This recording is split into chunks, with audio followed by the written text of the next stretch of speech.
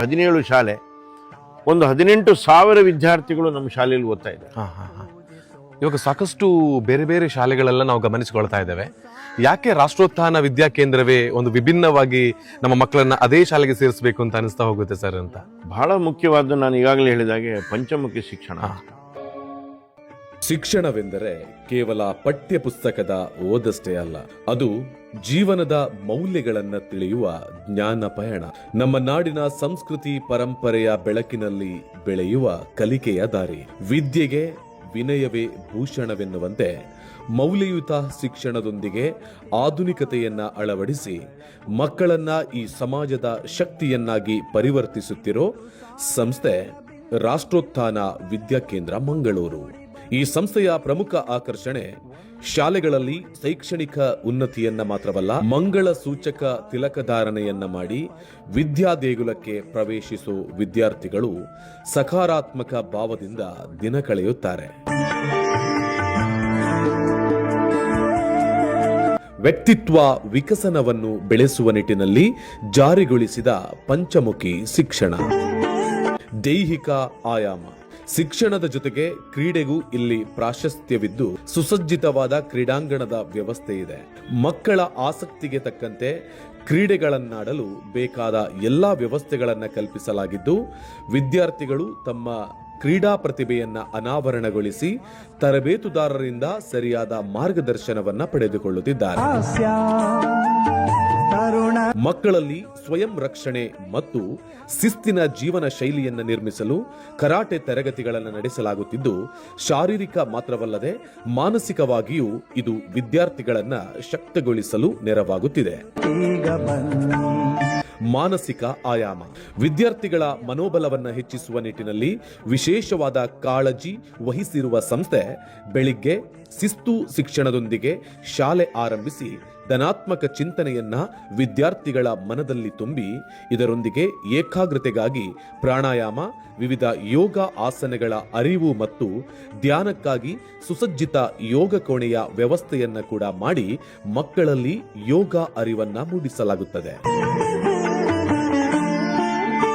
ಭಾವನಾತ್ಮಕ ಆಯಾಮ ಭಾವನಾತ್ಮಕವಾಗಿ ಪ್ರತಿ ಮಗುವು ಸದೃಢರಾಗಬೇಕೆನ್ನುವ ಯೋಚನೆಯೊಂದಿಗೆ ಹಲವಾರು ಸಾಂಸ್ಕೃತಿಕ ಚಟುವಟಿಕೆಗೆ ಒತ್ತು ಕೊಡಲಾಗಿದ್ದು ತರಬೇತಿ ನೀಡಲಾಗುತ್ತಿದೆ. ಪ್ರಮುಖವಾಗಿ ವಿಶ್ವವನ್ನೇ ಗಮನ ಸೆಳೆದಿರುವ ಗಂಡುಕಲೆ ಯಕ್ಷಗಾನದ ತರಬೇತಿ ನೀಡುತ್ತಿದ್ದು ಹಾಡುಗಾರಿಕೆ, ಹೆಜ್ಜೆಗಾರಿಕೆಯ ಸವಿಯನ್ನು ಮಕ್ಕಳು ಪಡೆದುಕೊಳ್ಳುತ್ತಿದ್ದಾರೆ. ಜೊತೆಗೆ ರಾಗ, ಭಾವ, ತಾಳ, ಮೇಳಗಳ ಸಮ್ಮಿಶ್ರಣ, ಶಾಸ್ತ್ರೀಯ ನೃತ್ಯ ಪ್ರಕಾರದ ಭರತನಾಟ್ಯದ ಅಭ್ಯಾಸವು ಇಲ್ಲಿದ್ದು ಹೆಸರಾಂತ ತರಬೇತುದಾರರಿಂದ ಮಕ್ಕಳು ತರಬೇತಿ ಪಡೆಯುತ್ತಾ ತಮ್ಮ ಕಲಾ ಪ್ರದರ್ಶನವನ್ನ ಪ್ರದರ್ಶಿಸುತ್ತಿದ್ದಾರೆ. ಹಾಗೆಯೇ ಮನಸ್ಸಿಗೆ ಇಂಪೆನಿಸೋ ಸಂಗೀತ ತರಬೇತಿ.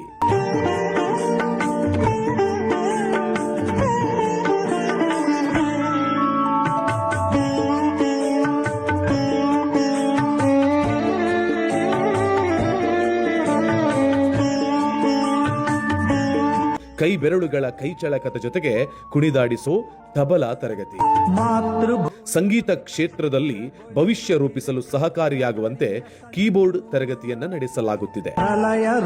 ಇದರೊಂದಿಗೆ ಮಕ್ಕಳಲ್ಲಿರೋ ಇತರ ಸೃಜನಾತ್ಮಕ ಪ್ರತಿಭೆಗಳಾದ ಚಿತ್ರಕಲೆ, ಕ್ಲೇ ಮಾಡೆಲಿಂಗ್, ಪೇಪರ್ ಕ್ರಾಫ್ಟ್ ಪ್ರೋತ್ಸಾಹಿಸಲು ಮತ್ತು ಇನ್ನಿತರ ಚಟುವಟಿಕೆಗಳಿಗಾಗಿ ಆರ್ಟ್ ರೂಮ್ನ ವ್ಯವಸ್ಥೆಯೂ ಇಲ್ಲಿದ್ದು ಇದು ನಮ್ಮ ಸಂಸ್ಕೃತಿಯೊಂದಿಗೆ ವಿದ್ಯಾರ್ಥಿಗಳನ್ನ ಒಗ್ಗೂಡಿಸುತ್ತದೆ. ಬೌದ್ಧಿಕ ಆಯಾಮ ವಿದ್ಯಾರ್ಥಿಗಳಿಗೆ ಹೊಸ ಚಿಂತನೆ, ರಚನಾತ್ಮಕ ಕಲಿಕೆ, ಅನುಭವಾಧಾರಿತ ಓದು ನೀಡಬೇಕೆನ್ನುವ ನಿಟ್ಟಿನಲ್ಲಿ ಅದಕ್ಕೆ ಬೇಕಾದ ಪರಿಪೂರ್ಣ ವಿಜ್ಞಾನ ಲ್ಯಾಬ್ ಇಲ್ಲಿದ್ದು ವಿದ್ಯಾರ್ಥಿಗಳಿಗೆ ಜೀವಕೋಶದ ರಚನೆ, ಸಸ್ಯ ಮತ್ತು ಪ್ರಾಣಿಗಳ ಶಾರೀರಿಕ ವೈಶಿಷ್ಟ್ಯಗಳನ್ನು ಆಳವಾಗಿ ಮತ್ತು ಪ್ರಾಯೋಗಿಕವಾಗಿ ತಿಳಿಯಲು ಸಹಾಯ ಮಾಡುವ ಬಯಾಲಜಿ ಲ್ಯಾಬ್ ಇಲ್ಲಿದೆ. ಹಾಗೆ ವಸ್ತುಗಳ ಭೌತಿಕ ಮತ್ತು ರಾಸಾಯನಿಕ ಗುಣಲಕ್ಷಣಗಳನ್ನ ಮತ್ತು ಹಲವಾರು ಪರಿಕಲ್ಪನೆಗಳನ್ನ ಪ್ರಯೋಗ ಮಾದರಿಯಲ್ಲಿ ಕಲಿಸುವ ಅನುಕೂಲಕರವಾದ ಕೆಮಿಸ್ಟ್ರಿ ಲ್ಯಾಬ್ ಜೊತೆಗೆ ಭೌತಶಾಸ್ತ್ರದ ವಿಷಯಗಳನ್ನ ನೇರ ಅನುಭವದ ಮೂಲಕ ಅಧ್ಯಯನ ಮಾಡಿ ತಮ್ಮ ವಿಶ್ಲೇಷಣಾ ಕೌಶಲ್ಯವನ್ನ ವೃದ್ಧಿಸುವ ಫಿಸಿಕ್ಸ್ ಲ್ಯಾಬ್ ಕೂಡ ಇಲ್ಲಿದೆ. ಭವಿಷ್ಯದಲ್ಲಿ ತಂತ್ರಜ್ಞಾನಧಾರಿತ ಜಗತ್ತಿಗೆ ವಿದ್ಯಾರ್ಥಿಗಳನ್ನ ಸಿದ್ಧಪಡಿಸಲು ಕಂಪ್ಯೂಟರ್ ಶಿಕ್ಷಣವನ್ನ ನೀಡುತ್ತಿದ್ದು ಪೂರಕ ಕಂಪ್ಯೂಟರ್ ಲ್ಯಾಬ್ ವ್ಯವಸ್ಥೆ ಇದೆ. ಆಧ್ಯಾತ್ಮಿಕ ಆಯಾಮ ಬೆಳೆಯುವ ಸಿರಿ ಮೊಳಕೆಯಲ್ಲಿ ಎನ್ನುವಂತೆ ಆಧ್ಯಾತ್ಮಿಕ ನೆಲೆಯಲ್ಲಿ ಪ್ರಾರ್ಥನೆ ಮತ್ತು ಶ್ಲೋಕ ಪಠಣಗಳ ಕಡೆ ಒತ್ತು ನೀಡಿದ್ದು, ಜೊತೆಗೆ ಪೋಷಕರ ಜೊತೆಗೂಡಿ ಆರತಿ ಬೆಳಗಿ ಅರ್ಥಪೂರ್ಣವಾಗಿ ಆಚರಿಸೋ ವಿದ್ಯಾರ್ಥಿಗಳ ಹುಟ್ಟುಹಬ್ಬ ನಮ್ಮ ಸಂಸ್ಕೃತಿಗೆ, ವಿದ್ಯಾಸಂಸ್ಥೆಯ ಸಂಸ್ಕಾರ ಶ್ರೀಮಂತಿಕೆಗೆ ಹಿಡಿದ ಕೈಗನ್ನಡಿಯಾಗಿದೆ. ಸುಸಜ್ಜಿತವಾದ ವಿಶಾಲವಾದ ವಾತಾವರಣ, ಸ್ನೇಹಿ ತರಗತಿ ಕೋಣೆಗಳು, ಓದಿಗೆ ಇನ್ನಷ್ಟು ಸಹಕಾರ ನೀಡೋ ಸೆನ್ಸ್ ಬೋರ್ಡ್, ಮಾತು ಮತ್ತು ಕೌಶಲ್ಯ ಅಭಿವೃದ್ಧಿಯನ್ನ ಉಂಟು ಮಾಡಲು ವಿದ್ಯಾರ್ಥಿಗಳ ನಡುವೆ ಗುಂಪು ಚರ್ಚೆ, ಅಧ್ಯಯನಶೀಲತೆ, ಸಾಹಿತ್ಯಾಸಕ್ತಿ ಮತ್ತು ಇತರ ವಿಚಾರಾಭ್ಯಾಸಕ್ಕಾಗಿ ಶಾಂತಯುತ ಲೈಬ್ರರಿ, ಶಾಲಾ ಕಾರ್ಯಕ್ರಮ, ಮೆರವಣಿಗೆ, ಕ್ರೀಡಾಕೂಟದ ಸಂದರ್ಭ ಮೆರುಗು ನೀಡೋ ಶಿಸ್ತಿನ ಸ್ಕೂಲ್ ಬ್ಯಾಂಡ್ ಟೀಮ್ ಮತ್ತು ಎಲ್ಲಾ ವಿದ್ಯಾರ್ಥಿಗಳ ಪ್ರಯಾಣಕ್ಕೆ ಅನುಕೂಲಕರವಾಗುವಂತೆ ಮನೆ ಸಮೀಪದಲ್ಲೇ ವಿದ್ಯಾರ್ಥಿಗಳನ್ನ ಕರೆದುಕೊಂಡು ಬಂದು ಅತ್ಯಂತ ಸುರಕ್ಷಿತವಾಗಿ ಮನೆ ತಲುಪಿಸೋ ಬಸ್ಸಿನ ವ್ಯವಸ್ಥೆ ಮಾಡಲಾಗಿದೆ. ಸಮಯಕ್ಕೆ ಸರಿಯಾಗಿ ಪೋಷಕರ ಸಭೆ ಕರೆದು ವಿದ್ಯಾಸಂಸ್ಥೆ ಮತ್ತು ವಿದ್ಯಾರ್ಥಿಗಳ ಬೆಳವಣಿಗೆ ಬಗ್ಗೆ ಚರ್ಚೆ ನಡೆಸುತ್ತಿದ್ದು, ವಿದ್ಯಾರ್ಥಿಗಳನ್ನ ತಮ್ಮ ಮನೆ ಮಕ್ಕಳಂತೆ ಕಾಣೋ ಶ್ರೇಷ್ಠ ಶಿಕ್ಷಕ ವೃಂದದವರು ಈ ಸಂಸ್ಥೆಯಲ್ಲಿ ಕಾರ್ಯನಿರ್ವಹಿಸುತ್ತಿದ್ದಾರೆ. ಹೊಸ ಹೊಸ ವಿಚಾರಧಾರೆಗಳೊಂದಿಗೆ ಶಿಕ್ಷಣ ನೀಡುತ್ತಾ ಕೇವಲ ವಿದ್ಯಾಭ್ಯಾಸ ನೀಡದೆ ಸಂಸ್ಕಾರದ ಬುನಾದಿಯ ಮೇಲೆ ಪ್ರಜ್ಞಾವಂತ ಪೌರರನ್ನು ನಿರ್ಮಿಸಿ ರಾಷ್ಟ್ರ ಪ್ರೇಮ, ನೀತಿ, ಪ್ರಾಮಾಣಿಕತೆ ಎಂಬ ಗುಣಗಳನ್ನ ವಿದ್ಯಾರ್ಥಿಗಳಲ್ಲಿ ರಾಷ್ಟ್ರೋತ್ಥಾನ ವಿದ್ಯಾಕೇಂದ್ರ ಮಂಗಳೂರು ನಿರ್ಮಿಸುತ್ತದೆ. ರಾಷ್ಟ್ರೋತ್ಥಾನ ವಿದ್ಯಾಕೇಂದ್ರ ಮಂಗಳೂರು ಇದು ನಿಮ್ಮೆಲ್ಲರ ಮಕ್ಕಳ ಭವಿಷ್ಯಕ್ಕೊಂದು ಭದ್ರ ಬುನಾದಿ. ಆತ್ಮೀಯ ಬಂಧುಗಳೇ, ನಮ್ಮ ಮಕ್ಕಳಿಗೆ ಸಂಸ್ಕಾರಯುತವಾಗಿರುವಂತಹ ಶಿಕ್ಷಣವನ್ನು ಕಲಿಸಬೇಕು ಅಂತ ಪ್ರತಿಯೊಬ್ಬ ಪೇರೆಂಟ್ಸ್ಗಳು ಕೂಡ ಇತ್ತೀಚಿನ ದಿನಗಳಲ್ಲಿ ಯೋಚನೆಯನ್ನು ಮಾಡ್ತಾ ಇದ್ದಾರೆ. ಅದಕ್ಕೆ ಬೇಕಾಗಿಯೇ ನಿಮ್ಮ ಮಕ್ಕಳನ್ನ ನರ್ಸರಿಯಿಂದ 10ನೇ ತರಗತಿಯವರೆಗೆ ಯಾವ ಸ್ಕೂಲ್ನ ಮೂಲಕ ಕಲಿಸಬಹುದು ಅಂತ ಹೇಳಿದ್ರೆ, ಇವತ್ತು ಆ ಒಂದು ವಿಚಾರವಾಗಿ ಉತ್ತರವನ್ನು ಕೊಡೋದಕ್ಕೆ, ಸ್ಪಷ್ಟವಾಗಿರುವಂತಹ ಮಾಹಿತಿಯನ್ನು ಕೊಡೋದಕ್ಕೆ ನಾನು ಮಂಗಳೂರಿಗೆ ಬಂದಿದ್ದೇನೆ. ರಾಷ್ಟ್ರೋತ್ಥಾನ ವಿದ್ಯಾಲಯ ಮಂಗಳೂರಿನ ಈ ಒಂದು ಸಂಸ್ಥೆಯ ಪರಿಚಯವನ್ನು ಮಾಡೋದಕ್ಕೆ ನಮ್ಮ ಜೊತೆಗೆ ಈಗ ಜಾಯ್ನ್ ಆಗಿರ್ತಕ್ಕಂಥವರು ಶ್ರೀಯುತ ದಿನೇಶ್ ಹೆಗ್ಡೆ ಅವರು. ಸರ್ ನಮಸ್ತೆ. ನಮಸ್ತೆ. ತಾವು ಹೇಗಿದ್ದೀರಿ? ಚೆನ್ನಾಗಿದೆ. ಓಕೆ, ಎಲ್ಲ ಮಕ್ಕಳ ಕನಸುಗಳು ಇರುವಂತಹದ್ದು ಪೇರೆಂಟ್ಸ್ಗಳು ವಹಿಸ್ಕೊಂಡಿರೋದು ಮಕ್ಕಳಿಗೋಸ್ಕರ. ಹಾಗಿರುವಾಗ ಒಂದು ಒಳ್ಳೆಯ ಶಾಲೆಯನ್ನು ಆಯ್ಕೆ ಮಾಡಬೇಕು ಅಂತ ಎಲ್ಲರ ಮನಸ್ಸಲ್ಲಿ ಇದ್ದೇ ಇರುತ್ತೆ. ಅದಕ್ಕೆ ಬೇಕಾಗಿನೇ ನಮ್ಮ ಮಕ್ಕಳನ್ನ ರಾಷ್ಟ್ರೋತ್ಥಾನ ವಿದ್ಯಾ ಕೇಂದ್ರಕ್ಕೆ ಜಾಯಿನ್ ಮಾಡಿ ಇದು ಒಳ್ಳೆಯ ಒಂದು ವೇದಿಕೆ ಅನ್ನೋದನ್ನ ತಿಳಿಸ್ಕೊಡೋದಕ್ಕೆ ನಾವು ಬಂದಿದ್ದೀವಿ. ಇದರ ಬಗ್ಗೆ ಪರಿಚಯವನ್ನು ತಾವು ಮಾಡಿಕೊಡ್ತಾ ಹೋಗಬೇಕು ಅಂತ ಕೇಳಿಕೊಳ್ತಾ ಇದ್ದೇನೆ. ನಮಸ್ಕಾರ. ಎಲ್ಲ ವೀಕ್ಷಕರಿಗೆ ನಮಸ್ಕಾರ. ರಾಷ್ಟ್ರೋತ್ಥಾನ ಪರಿಷತ್ತು 1965ರಲ್ಲಿ ಬೆಂಗಳೂರಿನಲ್ಲಿ ಪ್ರಾರಂಭ ಆಯಿತು. ಅಲ್ಲಿಂದ ಇಲ್ಲಿವರೆಗೆ ಅನೇಕ ಚಟುವಟಿಕೆಗಳನ್ನು ಮಾಡ್ಕೊಂಡು ಬಂದಿದೆ. ಭಾಳ ಪ್ರಮುಖವಾಗಿ ಶಿಕ್ಷಣ, ಸೇವೆ, ಸಾಹಿತ್ಯ, ಆರೋಗ್ಯ ಈ 4 ವಿಭಾಗಗಳಲ್ಲಿ ನಾವು ಕೆಲಸ ಮಾಡ್ಕೊಂಡು ಬಂದಿದ್ದೀವಿ. ಸಾಹಿತ್ಯದಲ್ಲಿ ಸಾವಿರಾರು ದೇಶದ ಮಹಾಪುರುಷರ ಜೀವನ ಚರಿತ್ರೆಯಿಂದ ಹಿಡಿದು ಸ್ವಾತಂತ್ರ್ಯ ಹೋರಾಟದ ವಿವಿಧ ಮಜಲುಗಳು, ಯೋಗ, ನಮ್ಮ ಸಂಸ್ಕೃತಿ, ಪರಂಪರೆಯ ಪರಿಚಯ ಪುಸ್ತಕಗಳನ್ನು ತರುವುದರ ಜೊತೆಗೆ ಶಿಕ್ಷಣದಲ್ಲಿ ಹೊಸ ರೀತಿಯ ಒಂದು ವಿಚಾರವನ್ನು ನಾವು ಮಾಡಿದ್ವಿ. ಇವತ್ತು ಶಿಕ್ಷಣ ಅಂದರೆ ಅದು ಓದೋದು, ಬರೆಯೋದು ಅಥವಾ ಲೆಕ್ಕ ಮಾಡೋದು, ಪರೀಕ್ಷೆ ಪಾಸ್ ಮಾಡೋದು, ನಮ್ಮ ಯಾವುದೇ ಒಂದು ಕಾಂಪಿಟೇಟಿವ್ ಎಕ್ಸಾಮಿನೇಷನಲ್ಲಿ ಪಾಸಾಗಿ ಕೆಲಸ ಸಿಗೋದು, ಆಮೇಲೆ ನಮ್ಮ ದೇಶದಲ್ಲೋ ವಿದೇಶದಲ್ಲೋ ಹೋಗಿ ಉದ್ಯೋಗ ಮಾಡೋದು, ಇದು ಆಗಲೇಬೇಕಾಗಿದ್ದು ಹಾಗೇ ಆಗುತ್ತೆ. ಅದ್ರ ಜೊತೆಗೆ ಮಕ್ಕಳಿಗೆ ಮೌಲ್ಯಯುತ ಶಿಕ್ಷಣ, ಸಂಸ್ಕಾರಯುತ ಶಿಕ್ಷಣ, ಅದಕ್ಕೆ ನಾವು ರಾಷ್ಟ್ರೋತ್ಥಾನದ ಒಂದು ಪಂಚಮುಖಿ ಶಿಕ್ಷಣವನ್ನು ಯೋಚನೆ ಮಾಡಿದ್ದೀವಿ. ಅದರ ಬಗ್ಗೆ ವಿವರ ನಾನು ಮುಂದೆ ಹೇಳ್ತೇನೆ.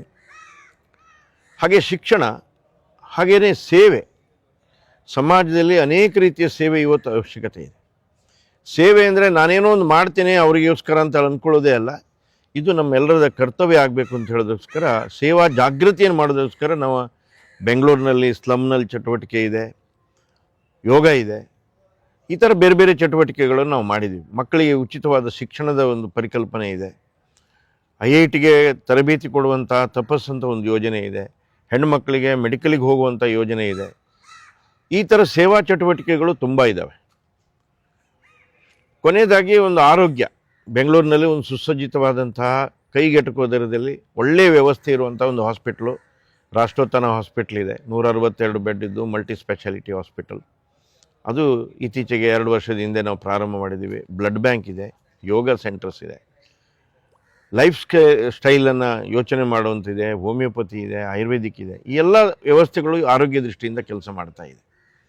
ಒಂದು ಉತ್ತಮ ಗೋಶಾಲೆ ಇದೆ ಬೆಂಗಳೂರು ನಗರದಲ್ಲಿ. ಸುಮಾರು 650 ದೇಶಿ ತಳಿಗಳನ್ನು ಸಂರಕ್ಷಣೆ ಸಂವರ್ಧನೆ ಮಾಡ್ತಾ ಇದ್ದೀವಿ. ಸೊ ಹೀಗೆ ಬೇರೆ ಬೇರೆ ಚಟುವಟಿಕೆಗಳನ್ನು ಮಾಡ್ತಾ ರಾಷ್ಟ್ರೋತ್ಥಾನ ಕಳೆದ 60 ವರ್ಷದಿಂದ ಬೆಳೀತಾ ಇದೆ. ಈ ವರ್ಷ ಒಂದು 60ನೇ ವರ್ಷ. ಈ 60ನೇ ವರ್ಷದ ಒಂದು ಹಿನ್ನೆಲೆಯಲ್ಲಿ ನಾವೊಂದು 4-5 ವರ್ಷಗಳ ಹಿಂದೆ ಒಂದು ಯೋಚನೆ ಮಾಡಿದ್ವಿ, ಪ್ರತಿ ಜಿಲ್ಲೆಯಲ್ಲಿ ನಮ್ಮದೊಂದು ಶಾಲೆ ಆಗಬೇಕು. ಕಾರಣ ಅಂದರೆ ಬೆಂಗಳೂರಿನಲ್ಲಿ ನಮ್ಮದೊಂದು 3 ಶಾಲೆ ಇದೆ. ಈ 3 ಶಾಲೆ ಒಳ್ಳೆಯ ಒಂದು ಹೆಸರು ಕೊಟ್ಟಿದೆ. ಪ್ರತಿ ಶಾಲೆಯಲ್ಲಿಯೂ 3-3 ಸಾವಿರ ವಿದ್ಯಾರ್ಥಿಗಳಿದ್ದಾರೆ. ಅಲ್ಲಿ ಅಡ್ಮಿಷನ್ ಅಂದರೆ ಪ್ರಿ ಕೆ ಜಿಗೆ ಮಾತ್ರ, ಮುಂದೆ ಅಡ್ಮಿಷನ್ ಸೀಟ್ ಇಲ್ಲ. ಸೊ ಅಂಥ ಒಂದು ಶಾಲೆ, ಅಲ್ಲಿನ ಪೋಷಕರು ತುಂಬ ಜನ ಲೈಕ್ ಮಾಡ್ತಾರೆ. ಹಾಗಾಗಿ ನಮಗೆ ಬೇರೆ ಬೇರೆ ಜಿಲ್ಲಾ ಕೇಂದ್ರದಲ್ಲಿ ಮಾಡಿದರೆ ಆ ಮಕ್ಕಳಿಗೂ ಅನುಕೂಲ ಆಗಲಿ ಅಂತ ಈಗ ಒಂದು 3 ವರ್ಷದಿಂದ ಈ ಒಂದು ಶಾಲೆ, ನಾವು ಇದ್ದ ಶಾಲೆಯನ್ನೇ ಒಂದು ಕೊಂಡ್ಕೊಂಡಿರೋದು. ಮಂಗಳೂರು ಅಂತ ಒಂದು ಶಾಲೆ ಇತ್ತು, ಅದನ್ನೀಗ ನಮ್ಮ ಸಂಸ್ಥೆ ಮರ್ಜ್ ಮಾಡಿ ಇವತ್ತು ಸರ್ಕಾರದ ಆದೇಶನೂ ಬಂತು, ಇದು ಮುಂದೆ ರಾಷ್ಟ್ರೋತ್ಥಾನ ವಿದ್ಯಾಕೇಂದ್ರ. ಈಗ ತಾನೇ ಕೈಗೆ ಒಂದು ಆರ್ಡರ್ ನನಗೆ ಮೊಬೈಲಲ್ಲಿ ಬಂತು. ಈಗ ಅದು ಇನ್ಮೇಲೆ ಇದು ರಾಷ್ಟ್ರೋತ್ಥಾನ ವಿದ್ಯಾಕೇಂದ್ರ ಸರ್ಕಾರ ಆದೇಶ ಆಯಿತು. ಸೊ ಹಾಗಾಗಿ ಈ ಕಡೆಗೆ ನಾವು ಒಂದು ಬಂದು ಈ ಶಾಲೆ ಶುರು ಮಾಡಿದ್ವಿ. ಇದ್ದ ಶಾಲೆ ಇದು, ಇದನ್ನೀಗ ಅಭಿವೃದ್ಧಿಪಡಿಸುವಂಥ ಕೆಲಸ, ರಿನೋವೇಷನ್ ಒಂದು ಮುಕ್ಕಾಲು ಭಾಗ ಆಗಿದೆ, ಇನ್ನೊಂದು ಸ್ವಲ್ಪ ಕೆಲಸ ಇದೆ, ನಾವು ಮಾಡ್ತಾ ಇದ್ವಿ. ಈ 2 ತಿಂಗಳಲ್ಲಿ ಅದು ಮುಗಿಸ್ತೇವೆ. ಪ್ರತಿ ಜಿಲ್ಲೆಯಲ್ಲಿ ಮಾಡಬೇಕು ಅಂತ ಹೊರಟಾಗ ಈಗ ಮೈಸೂರಿನಲ್ಲಿ 2 ಇದೆ, ಬೆಂಗಳೂರಿನಲ್ಲಿ ಇನ್ನೊಂದಾಯಿತು, ಈಗ 4 ಆಯಿತು. ಹಾಸನದಲ್ಲಿ ಮೊನ್ನೆ ಪ್ರಾರಂಭ ಆಯಿತು, ಉಡುಪಿಯಲ್ಲಿ ಈ ವರ್ಷ ಪ್ರಾರಂಭ ಮಾಡ್ತಾ ಇದ್ದೀವಿ. ಧಾರವಾಡದಲ್ಲಿ ಈಗಾಗಲೇ ಒಂದು ರೆಸಿಡೆನ್ಷಿಯಲ್ ಸ್ಕೂಲ್ ಇತ್ತು, ಈಗ ಒಂದು 2 ವರ್ಷದಿಂದ ಇನ್ನೊಂದು ಪ್ರಾರಂಭ ಆಯಿತು. ಗುಲ್ಬರ್ಗದಲ್ಲಿ ಪ್ರಾರಂಭ ಆಯಿತು, ಬಳ್ಳಾರಿಯಲ್ಲಾಯಿತು, ದಾವಣಗೆರೆಯಲ್ಲಿದೆ, ಹಗರಿಬೊಮ್ಮನಹಳ್ಳಿಲಿದೆ. ಹಾಗೆಯೇ ನಮ್ಮ ಬಾಗಲಕೋಟೆ ಜಿಲ್ಲೆಯ ಕೆರೂರು ಅಂತ ಒಂದು ಗ್ರಾಮದಲ್ಲಿದೆ, ತಾಲೂಕು ಹೆಡ್ ಕ್ವಾರ್ಟರ್ಸಲ್ಲಿದೆ. ಹೀಗೆ 14 ಶಾಲೆ ಇದೆ. ಈಗ ಇನ್ನು 3 ಶಾಲೆ ಈ ವರ್ಷ ಪ್ರಾರಂಭ ಆಗೋದ್ರಿಂದ ಒಟ್ಟು 17 ಶಾಲೆ, ಒಂದು 18,000 ವಿದ್ಯಾರ್ಥಿಗಳು ನಮ್ಮ ಶಾಲೆಯಲ್ಲಿ ಓದ್ತಾ ಇದ್ದಾರೆ. ಇವಾಗ ಸಾಕಷ್ಟು ಬೇರೆ ಬೇರೆ ಶಾಲೆಗಳೆಲ್ಲ ನಾವು ಗಮನಿಸಿಕೊಳ್ತಾ ಇದ್ದೇವೆ. ಯಾಕೆ ರಾಷ್ಟ್ರೋತ್ಥಾನ ವಿದ್ಯಾಕೇಂದ್ರವೇ ಒಂದು ವಿಭಿನ್ನವಾಗಿ ನಮ್ಮ ಮಕ್ಕಳನ್ನ ಅದೇ ಶಾಲೆಗೆ ಸೇರಿಸಬೇಕು ಅಂತ ಅನಿಸ್ತಾ ಹೋಗುತ್ತೆ ಸರ್ ಅಂತ? ಬಹಳ ಮುಖ್ಯವಾದ್ದು ನಾನು ಈಗಾಗಲೇ ಹೇಳಿದಾಗೆ ಪಂಚಮುಖಿ ಶಿಕ್ಷಣ. ಶಿಕ್ಷಣ ಅಂದರೆ ಅವನ ಆಲ್ರೌಂಡ್ ಡೆವಲಪ್ಮೆಂಟ್, ವ್ಯಕ್ತಿ ನಿರ್ಮಾಣ ಆಗಬೇಕು. ವ್ಯಕ್ತಿ ಒಳ್ಳೆಯ ವಿದ್ಯಾವಂತ ಆಗೋದ್ರ ಜೊತೆಗೆ ಅವನೊಂದು ಸಮಾಜದ ಒಂದು ಆಸ್ತಿ ಆಗಬೇಕು, ದೇಶಕ್ಕೆ ಒಂದು ಕೀರ್ತಿ ತರುವಂಥ ವ್ಯಕ್ತಿ ಆಗಬೇಕು. ಅವನ ಹತ್ರ ಇದೆ ಅದು. ಸ್ವಾಮಿ ವಿವೇಕಾನಂದರು ಹೇಳಿದ್ದಾರೆ. ಅದನ್ನು ಜಾಗೃತಿ ಮಾಡುವಂಥ ಕೆಲಸ ನಮಗೆ ಶಾಲೆಯಲ್ಲಿ ಮಾಡಬೇಕು. ಏನೋ ಕಾರಣಕ್ಕೆ ಪೋಷಕರದ ಒತ್ತಾಯನೋ ಅಥವಾ ಈ ಪರಿಸ್ಥಿತಿ ಅನುಗುಣವಾಗಿ ಮಕ್ಕಳನ್ನು ಇವತ್ತು ಒಂದು ಮೆಷಿನ್ ಥರ ಅವರನ್ನು ತಯಾರಿ ಮಾಡೋದಕ್ಕಿಂತ ಅವರಲ್ಲಿ ಒಂದು ಮೌಲಿಕ ಶಿಕ್ಷಣವನ್ನು ಕೊಡೋದಕ್ಕೆ ನಾವು 2005ರಲ್ಲಿ ಆಲೋಚನೆ ಮಾಡಿದ್ವಿ. ಅದಕ್ಕೆ ಈ ಪಂಚಮುಖಿ ಶಿಕ್ಷಣ. ಅವನ ಶರೀರ ಗಟ್ಟಿ ಇರಬೇಕು, ಅವನು ತಗೊಳ್ಳೋ ಆಹಾರ ಇರ್ಬೋದು, ಅವನು ಮಾಡ್ತಿರುವಂತಹ ವ್ಯಾಯಾಮಗಳಿರ್ಬೋದು ಅಥವಾ ಯೋಗ ಇರ್ಬೋದು, ಇದಕ್ಕೆ ಸಾಕಷ್ಟು ಆದ್ಯತೆಯನ್ನು ಕೊಡ್ತೀವಿ. ನಾವು ನಮ್ಮ ಶಾಲೆಗಳಲ್ಲಿಯೂ ಕೊಡ್ತೇವೆ. ಅನೇಕ ಉದಾಹರಣೆಗಳಿದೆ. ನಾವು ಅವರಿಗೆ ಜಂಕ್ ಫುಡ್ಗಳು ತಿನ್ನಬಾರ್ದು, ಈ ಥರದ ಅನೇಕ ಸಂಗತಿಗಳನ್ನು ನಾವು ಹೇಳ್ತೀವಿ. ಇಂಥದ್ದೇ ಯೋಗ ಮಾಡಬೇಕು, 1ನೇ ತರಗತಿಯಲ್ಲಿ ಯಾವ ಯೋಗ, 2ನೇ ತರಗತಿಯಲ್ಲಿ ಯಾವ ಯೋಗ, ಯಾವ ಪ್ರಾಣಾಯಾಮ ಮಾಡಬೇಕು, ಇದೆಲ್ಲ ನಾವು ಸ್ಟ್ರಕ್ಚರ್ಡ್ ಆಗಿ ಅವರಿಗೆ ಹೇಳ್ಕೊಡ್ತೀವಿ.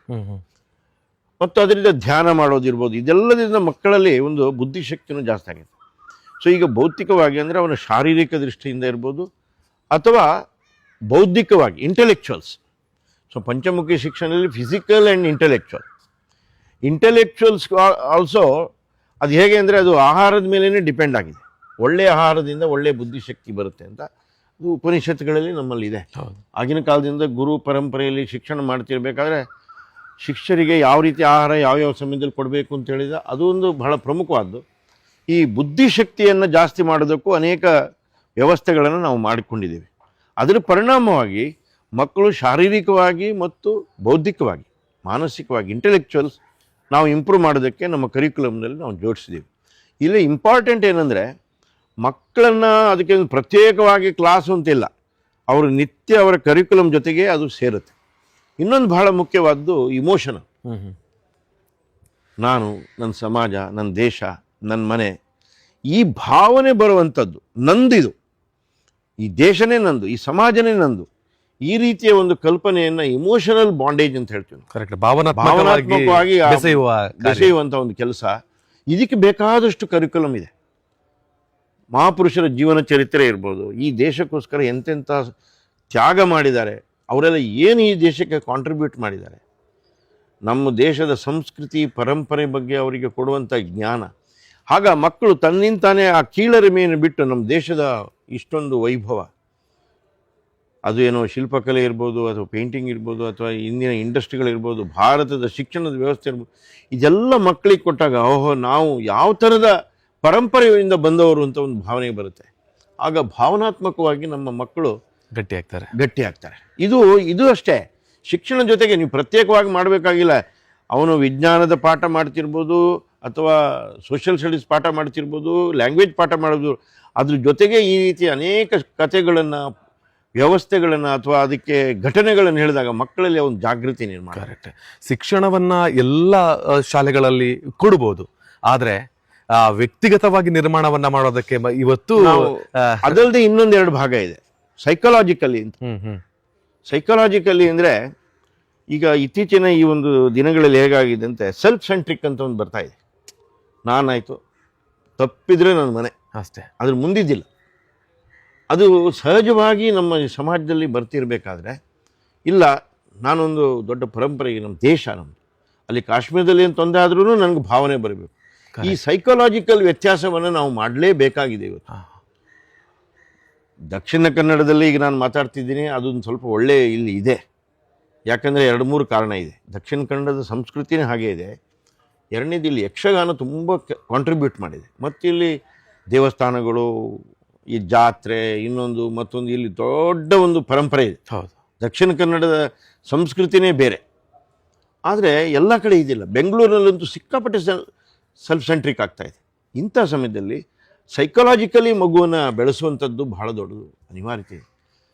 ಒಂದು ಸಣ್ಣ ಉದಾಹರಣೆ ಕೊಡ್ತೇನೆ ನಿಮಗೆ. ಇತ್ತೀಚೆಗೆ ಸಣ್ಣ ಸಣ್ಣ ಅಂಶಗಳಿಗೆ ಮಕ್ಕಳು ಅಪ್ಸೆಟ್ ಆಗೋದಂತ ನಾವು ನೋಡ್ತೀವಿ. ಹೌದು, ಯಾವುದೋ ಒಂದು ಮನೆಯಲ್ಲಿ ತಾಯಿ ತಂದೆ ನನಗೆ ಮೊಬೈಲ್ ಕೊಟ್ಟಿಲ್ಲ ಅಂತ ಆತ್ಮಹತ್ಯೆ ಮಾಡಿಕೊಂಡಿದ್ದು ಉದಾಹರಣೆ ನಾವು ನೋಡಿದ್ದೀವಿ. ಇದೆಲ್ಲ ಸೈಕಾಲಜಿಕಲಿ ನಾವು ಡೆವಲಪ್ ಮಾಡೋದಿರೋ ಪರಿಣಾಮವಾಗಿ ಆಲ್ರೌಂಡ್ ಡೆವಲಪ್ಮೆಂಟ್ ಇದನ್ನು ಸೇರಿಸ್ಬೇಕು. ಅಂತಿಮವಾಗಿ 5ನೇ ಭಾಗ ಅಂದರೆ ಸ್ಪಿರಿಚುವಲ್, ಅಧ್ಯಾತ್ಮ. ನಮ್ಮ ದೇಶದ ಆತ್ಮನೇ ಅಧ್ಯಾತ್ಮ. ಇದನ್ನು ಬಿಟ್ಟರೆ ಇಲ್ಲ. ಇದನ್ನು ಮಾತ್ರ ಇವತ್ತು ಕೊಡ್ತಾನೆ ಇಲ್ಲ. ಇದು ಏನಂತ ಗೊತ್ತಿಲ್ಲ, ಯಾರಿಗೂ ಬೇಕಾಗಿಲ್ಲ. ಆಧ್ಯಾತ್ಮ ಅಂದರೆ ತಕ್ಷಣ ಭಜನೆ, ದೇವಸ್ಥಾನಕ್ಕೆ ಹೋಗೋದು ಅಥವಾ ಶ್ಲೋಕ ಹೇಳೋದು ಅಲ್ವೇ ಅಲ್ಲ.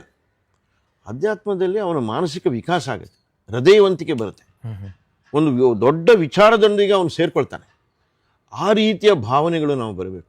ಇನ್ನೊಬ್ಬರ ಬಗ್ಗೆ ಅನುಕಂಪ ಬರುತ್ತೆ, ಪ್ರೀತಿ ಬರುತ್ತೆ, ಭಾವನೆಗಳು ಬರುತ್ತೆ. ಇದೆಲ್ಲ ಅಧ್ಯಾತ್ಮದಿಂದ ಬರೋದು. ಅದಕ್ಕೆ ಅಧ್ಯಾತ್ಮ ಅಂತ ಹೇಳಿದರೆ ಅವರಿಗೆ ಏನೋ ಒಂದು ದೊಡ್ಡ ಸ್ಪಿರಿಚುವಲ್ ಮಾಡ್ಲಿಕ್ಕೆ ಹೋಗಲ್ಲ. ಅದು ಸಣ್ಣ ಸಣ್ಣ ಚಟುವಟಿಕೆಯಿಂದ, ದಿನನಿತ್ಯ ಅವ್ರು ಮಾಡೋ ಚಟುವಟಿಕೆಯಲ್ಲಿ ಇದನ್ನೆಲ್ಲ ಜೋಡಿಸ್ಕೊಂಡಿದ್ದೀವಿ. ಅದಕ್ಕೋಸ್ಕರ ರಾಷ್ಟ್ರೋತ್ಥಾನ ಶಾಲೆಗೆ ಒಂದು ರೀತಿಯ ಇವತ್ತು ಏನು ಜನ ಬರ್ತಿರೋದು ಆ ಕಾರಣಕ್ಕೋಸ್ಕರ. ಅಂದ್ರೆ ಈ ಪಂಚಮುಖಿ ಶಿಕ್ಷಣದ ಮೂಲಕ ಒಬ್ಬ ಏನೂ ಇಲ್ಲದ ಒಬ್ಬ ಸಣ್ಣ ಮಗುವನ್ನ ಕರೆದುಕೊಂಡು ಬಂದ್ರೆ ಅಂತಿಮವಾಗಿ ಇಲ್ಲಿಂದ ತೆರಳುವ ಸಂದರ್ಭದಲ್ಲಿ ಈ ರಾಷ್ಟ್ರವನ್ನ ಪ್ರೀತಿ ಮಾಡ್ತಕ್ಕಂತಹ, ಈ ರಾಷ್ಟ್ರದ ಯಾವುದೋ ಒಂದು ಮೂಲೆಯಲ್ಲಿ ನನ್ನ ದೇಶಕ್ಕೆ ತೊಂದರೆ ಆಯ್ತು, ಒಂದು ಸಣ್ಣ ನೋವಾಯ್ತು ಅಂದ್ರೆ ಅದು ನನ್ನ ಪ್ರಾಬ್ಲಮ್, ನನಗಾಗಿರೋ ನೋವು ಅಂತ ತಿಳ್ಕೊಳ್ಳುವಂತ ವಿಚಾರವನ್ನ ಕೂಡ ಇವತ್ತು ರಾಷ್ಟ್ರೋತ್ಥಾನ ಮಾಡ್ತಾ ಇದೆ. ಇವತ್ತು ಇಲ್ಲಿಯ ಸ್ಕೂಲ್ ವಿಚಾರವಾಗಿ ಮಾತಾಡ್ತಾ ಬಂದ್ರೆ ಎಲ್ಲಿಂದ ಪ್ರಾರಂಭವಾಗಿ ಎಲ್ಲಿವರೆಗೆ ನಮ್ಮ ಮಂಗಳೂರಲ್ಲಿ ಸಿಗ್ತಾ ಇದೆ ಶಿಕ್ಷಣ ಅಂತ? ಇದು ಪ್ರಿ-KG ಇಂದ ಪ್ರಿ-KG, LKG, UKG ಇಂದ 10ನೇ ತರಗತಿವರೆಗೆ ಇಲ್ಲಿ ನಮಗೆ CBSE ಪರ್ಮಿಷನ್ ಇದೆ. ಹಾಗಾಗಿ ನಾವು ಶಾಲೆ ನಡೆಸ್ತಾ ಇದ್ದೀವಿ. ಎಲ್ಲ ಕ್ಲಾಸು ನಮ್ಮ ಇಲ್ಲಿ ಪ್ರಾರಂಭ ಇದೆ, ಅಂದರೆ ಇದೆ, ಅದಕ್ಕೆ ಅಡ್ಮಿಷನ್ ಮಾಡ್ಕೋಬಹುದು ಅಲ್ವೇ? ಹೌದು. ಈಗ ದಕ್ಷಿಣ ಕನ್ನಡ ಜಿಲ್ಲೆಯಲ್ಲಿ ಪ್ರಾರಂಭ ಆಗಿರುವಂತಹ ರಾಷ್ಟ್ರೋತ್ಥಾನ ಇದು. ಸೊ ದಕ್ಷಿಣ ಕನ್ನಡ ಜಿಲ್ಲೆಯ ವಿದ್ಯಾರ್ಥಿಗಳು ಮಾತ್ರ ಇಲ್ಲಿ ಬರ್ತಕ್ಕಂಥದ್ದು ಅಥವಾ ಉಳಿದಂತ ಕಡೆಗಳಿಂದ ಕೂಡ ಬರೋದಕ್ಕೆ ಆಸಕ್ತಿಯನ್ನು ತೋರಿಸಬಹುದು? ಅವರಿಗೆ ಅವಕಾಶಗಳೆಲ್ಲ ಹಾಸ್ಟೆಲ್ ಇಲ್ಲ, ಹಾಗಾಗಿ ಈ ಸುತ್ತಮುತ್ತ ಜನರೇ ಇದಕ್ಕೆ ಬರಬೇಕಾಗಿದ್ದು. ಸುಮಾರು 10-12 ಕಿಲೋಮೀಟರ್ ಅಂತರಕ್ಕೆ ನಾವು ಬಸ್ ವ್ಯವಸ್ಥೆ ಇಟ್ಬಿಟ್ಟಿದ್ದೀವಿ. ಅವರು ಈ ಶಾಲೆಗೆ ಬರ್ಬೋದು. ಅದೇ ಅಂದ್ರೆ ಹಾಸ್ಟೆಲ್ ವ್ಯವಸ್ಥೆ ಇಲ್ಲದಿರುವ ಕಾರಣದಿಂದ ಹೋಗಿ ಬರುವ ವ್ಯವಸ್ಥೆ, ಬಸ್ ವ್ಯವಸ್ಥೆ ಇದೆ, ಬರತಕ್ಕಂಥ ವ್ಯವಸ್ಥೆ ಇದೆ. 10 ರೂಟ್ಗಳಲ್ಲಿ ನಾವು ಬಸ್ಗಳ ವ್ಯವಸ್ಥೆ ಮಾಡಿದ್ದೀವಿ. ಇಲ್ಲಿ ಬರ್ಲಿಕ್ಕೆ ಅವರಿಗೆ ಅವಕಾಶ ಇದೆ. ಓಕೆ, ಬರ್ತಾ ಇದ್ದಾರೆ ಈಗ, ಅದೇ ಬೇರೆ ಬರ್ತಾ ಇದ್ದಾರೆ. ತಾವುಗಳು ಕೂಡ ತಮ್ಮ ಮಕ್ಕಳನ್ನ ಸೇರಿಸುವುದಕ್ಕೆ ಒಂದು ಒಳ್ಳೆಯ ಆಪರ್ಚುನಿಟಿ ಇದು. ಅವಕಾಶಗಳು ಎಲ್ಲಿ, ಯಾವ ಸ್ಕೂಲ್ಗೆ ಸೇರಿಸೋಣ ಅಂತ ಹೇಳೋದ್ರ ಬಗ್ಗೆ ಸಾಕಷ್ಟು ಗೊಂದಲಗಳು ಪೇರೆಂಟ್ಸ್ಗಳ ಮೈಂಡ್ ಅಲ್ಲಿ ಬರ್ತಾನೆ ಇರ್ತದೆ. ನಾವು ಹೊರಬಾಕಿ ಒಂದ್ಸಲ ಹೋಗಿ ನೋಡಿದಾಗ ನನ್ನ ಮಗ ಇದ್ದಾನೆ, ಮಗಳಿದ್ದಾಳೆ, ಯಾವ ಸ್ಕೂಲ್ಗೆ ಸೇರಿಸೋಣ ಅಂದ್ರೆ ಇದು ರಾಷ್ಟ್ರೋತ್ಥಾನಕ್ಕೆ ಸೇರಿಸುವುದರ ಮೂಲಕ ಇಲ್ಲಿ ಆಚಾರ ವಿಚಾರವನ್ನು ಒಂದು ಬಾರಿ ಬಂದು ನೋಡಿದಾಗ ಬರುವಂತ ಮಗು ಕೂಡ ಹಣೆಗೆ ತಿಲಕವನ್ನ ಇಟ್ಟು ಒಳಬಾಕೆ ಬರುವಂತ ಸಂಸ್ಕೃತಿ ಹೆಜ್ಜೆ ನಿರಿಸುವಾಗಲೇ ತೋರಿಸಿಕೊಡ್ತಾ ಇದ್ದಾರೆ. ಈಗ ಒಂದು ಉದಾಹರಣೆ ಕೊಡೋದಾದ್ರೆ, ಇವತ್ತಿನ ಮಕ್ಕಳಲ್ಲಿ ಹುಟ್ಟುಹಬ್ಬ ಅಂದ್ರೆ ಹೇಗೆ ಕೇಕ್ ಕಟ್ ಮಾಡೋದು ಅಥವಾ ದೀಪ ಹಾರಿಸೋದು, ಆದರೆ ಇಲ್ಲಿ ಬಂದಂಥ ಮಗುವಿಗೆ ಅವನಿಗೆ ತಿಲಕ ಇಟ್ಟು ಆರತಿ ಮಾಡಿ ಅವನಿಗೊಂದು ಆಶೀರ್ವಾದ ಮಾಡುವಂಥದ್ದು ಪ್ರತಿಯೊಂದು ಮಗುವಿನ ಬರ್ತ್ಡೇ ಅಂದರೆ ಹುಟ್ಟುಹಬ್ಬವನ್ನು ಇಲ್ಲಿ ಅವರವರ ತಿಥಿಗನುಗುಣವಾಗಿ ಇಲ್ಲಿ ನಾವು ಆಚರಣೆ ಮಾಡ್ತೀವಿ. ಪ್ರಾರ್ಥನೆ ಪ್ರತಿದಿನ ಇದೆ 3-4 ಮಕ್ಕಳಿಗೆ. ಎಂಥ ಒಂದು ಬದಲಾವಣೆ ಅಂದರೆ ಅದರಿಂದ ಮಗುವಿಗೆ ಅಲ್ಲಿ ಹೇಳಿಕೊಡುವಂಥ ರೀತಿ, ಆ ಒಂದು ಶ್ಲೋಕ, ಎಲ್ಲರೂ ಸೇರಿ ಎಲ್ಲ ಮಕ್ಕಳು ಸೇರಿ ಶ್ಲೋಕದ ಮುಖಾಂತರ ಆ ಮಗುವಿಗೆ ಆಶೀರ್ವಚನ ಮಾಡ್ತಾರೆ, ಹರೈಕೆ ಮಾಡ್ತಾರೆ. ಸೊ ಈ ರೀತಿ ಒಂದು ಸಣ್ಣ ಸಣ್ಣ ಚಟುವಟಿಕೆಯಲ್ಲಿ ಭಾವನಾತ್ಮಕವಾಗಿ ಜೋಡಿಸೋದು, ನಮ್ಮ ಸಂಸ್ಕೃತಿಗೆ ಜೊತೆಗೆ ಜೋಡಿಸುವಂಥದ್ದು, ನಮ್ಮ ಪರಂಪರೆ ಜೊತೆಗೆ ಜೋಡಿಸುವಂಥದ್ದು, ನಮ್ಮ ಇತಿಹಾಸ ಮತ್ತು ನಮ್ಮ ಮಹಾಪುರುಷರ ಜೀವನ ಚರಿತ್ರೆಗಳನ್ನು ಅವ್ರಿಗೆ ಹೇಳುವಂಥದ್ದು, ಇದರ ಪರಿಣಾಮವಾಗಿ ಮಕ್ಕಳಲ್ಲಿ 100ಕ್ಕೆ 100 ಒಂದು ಸಚ್ಚಾರಿತ್ರ್ಯ, ಒಳ್ಳೆಯ ವ್ಯಕ್ತಿ ನಿರ್ಮಾಣ ಆಗುತ್ತೆ ಅಂತ ವಿಶ್ವಾಸ ನಮ್ಮದು. ಈ ಶಾಲೆಯಲ್ಲಿ ನಾವು ಈಗಾಗಲೇ ಹೇಳಿದಾಗೆ ಪಂಚಮುಖಿ ಶಿಕ್ಷಣ ಅಂತ ಹೇಳಿದೆ. ಪ್ರತಿಯೊಬ್ಬ ಮಗುವಿಗೆ ಇಲ್ಲಿ ಭಾಷಾ ವಿಷಯದಲ್ಲಿ ಹೇಳೋದಾದರೆ ಸಂಸ್ಕೃತ, ಹಿಂದಿ, ಕನ್ನಡ, ಇಂಗ್ಲೀಷ್ ಈ 4 ಭಾಷೆ ಇದೆ. 6ನೇ ತರಗತಿವರೆಗೆ ಎಲ್ಲ ಮಕ್ಕಳು ಈ 4 ಭಾಷೆಯನ್ನು ಕಲಿಬೇಕು, 5ನೇ ತರಗತಿವರೆಗೆ. ಇನ್ನೊಂದು, ಪ್ರತಿ ಮಕ್ಕಳಿಗೂ ಯೋಗದ ಪ್ರಾಕ್ಟೀಸ್ ಅಂತ ಮಾಡ್ತೀವಿ. ಎಲ್ಲರಿಗೂ ಸ್ಪೋರ್ಟ್ಸ್ ಇದೆ. ಜೊತೆಗೆ ಅವ್ರು ಪ್ರತಿಯೊಬ್ಬರು ಒಂದಲ್ಲ ಒಂದು ಚಟುವಟಿಕೆಯಲ್ಲಿ ಇರಬೇಕು. ಸಂಗೀತ ಇರ್ಬೋದು, ನೃತ್ಯ ಇರ್ಬೋದು, ಅಥವಾ ತಬಲಾ, ಹಾರ್ಮೋನಿಯಮು, ಎಲ್ಲದರಲ್ಲಿಯೂ ಅವರಿಗೆ ಜೋಡಿಸ್ತೀವಿ. ಇದಕ್ಕಂತ ಎಕ್ಸ್ಟ್ರಾ ಫೀಸ್ ಅಂತ ನಾವು ತಗೊಳ್ಳಲ್ಲ. ಏನು ಫಸ್ಟ್ಗೆ ತಗೊಳ್ತೀವಿ ಅದರಲ್ಲೇ ಎಲ್ಲನೂ ಕೂಡ ಸೇರ್ಕೊಂಡಿದೆ. ಫಿಸಿಕಲ್ ಎಜುಕೇಷನ್ನು ಜೊತೆಗೆ ಅವರಿಗೆ ಒಂದು ಗ್ರೂಪ್ ಡಿಸ್ಕಷನ್ ಥರ ಮಾಡಿ ಅವರನ್ನು ಇನ್ನಷ್ಟು ಡೆವಲಪ್ಮೆಂಟ್ ಮಾಡೋ ದೃಷ್ಟಿಯಿಂದ ಬೇಕಾದಷ್ಟು ಚಟುವಟಿಕೆಗಳನ್ನು ಮಾಡ್ತೀವಿ. ಹಾಗಾಗಿ ರಾಷ್ಟ್ರೋತ್ಥಾನದ ಶಾಲೆಗಳಲ್ಲಿ ನಾವು ಎಲ್ಲರಿಗಿಂತ ಒಂದು ಅವಧಿ ಜಾಸ್ತಿ ಇದೆ ನಾವು. ಹೌದು, ಖಂಡಿತ ಒಂದು ಅವಧಿ ಜಾಸ್ತಿ, ಸ್ವಲ್ಪ ಸಮಯ ಜಾಸ್ತಿ ಇರ್ತಾರೆ ನಮ್ಮ ಶಾಲೆಯಲ್ಲಿ ಮಕ್ಕಳು. ಟೀಚರ್ಸ್ಗಳು ಅದೇ ರೀತಿ. ಮತ್ತು ಇನ್ನೊಂದು, ಟೀಚರ್ಸ್ಗಳನ್ನು ಅದು ಹೊಸ ಟೀಚರ್ ಈಗ ತಾನೇ ಜಾಯ್ನ್ ಆದ ಟೀಚರ್ಸ್ಗಳಿಗೂ ನಾವು ವಿಶೇಷವಾದಂಥ ತರಬೇತಿ ಇದೆ. ಇಡೀ ವರ್ಷದಲ್ಲಿ ಒಂದು 15ರಿಂದ 16 ದಿನಗಳ ಅವರಿಗೆ ಟ್ರೈನಿಂಗ್ ಇದೆ. ಪ್ರಾರಂಭದಲ್ಲೇ ಒಂದು 10 ದಿನದ ಟ್ರೈನಿಂಗ್ ಇದೆ.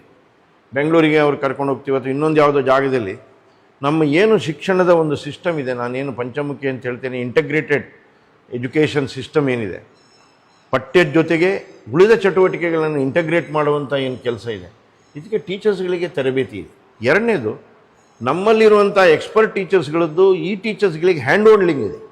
ಅವರನ್ನು ಹೇಗೆ ಇನ್ನಷ್ಟು ಒಳ್ಳೆಯ ರೀತಿಯಲ್ಲಿ ಅವರು ಪಾಠ ಮಾಡಬೇಕು. ಸೀನಿಯರ್ ಟೀಚರ್ಸ್ಗಳು ಇಲ್ಲಿ ಬಂದು ಇಲ್ಲೇ ಇದ್ದು ಈ ಟೀಚರ್ಸ್ಗಳಿಗೆ ಮತ್ತು ಮಕ್ಕಳಿಗೆ ವಿಶೇಷವಾಗಿ ತರಬೇತಿ ಕೊಡುವಂಥ ವ್ಯವಸ್ಥೆನೂ ಇದೆ.